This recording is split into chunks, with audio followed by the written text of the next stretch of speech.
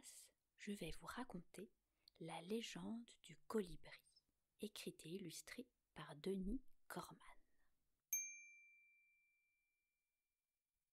Notre histoire commence dans l'immense forêt d'Amazonie, quelque part au détour d'un fleuve.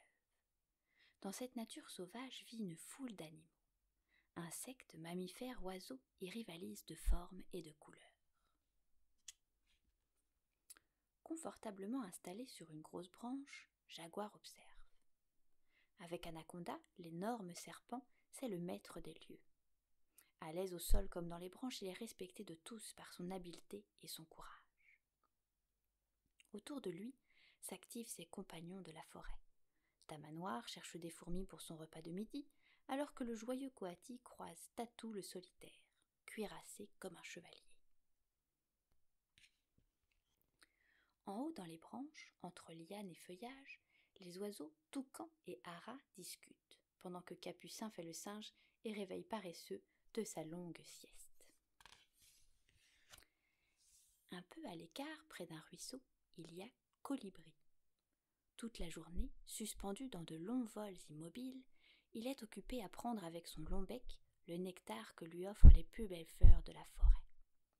Il est si petit et semble si agité que parfois les autres animaux se moquent de lui. Dans la forêt, tout a l'air paisible, mais dans le ciel, de gros nuages noirs arrivent de l'horizon. Poussés par le vent, ils couvrent bientôt toute la forêt. Un terrible orage se prépare. Soudain, un éclair plus gros que tous les autres s'abat sur un arbre mort.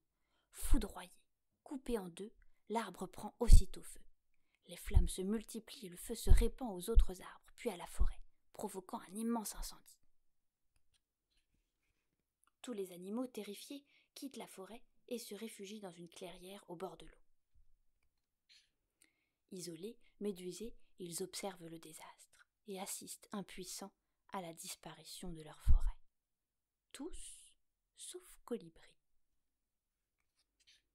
Avec son bec, il prend quelques gouttes d'eau de la rivière et s'envole pour aller les verser dans les flammes.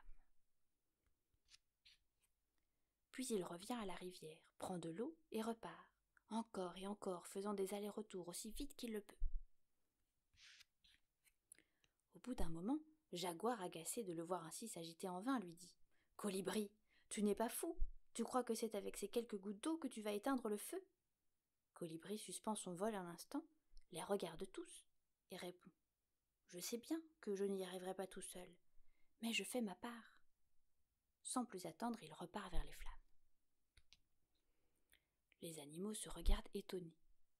C'est Toucan qui le premier dit « J'y vais moi aussi.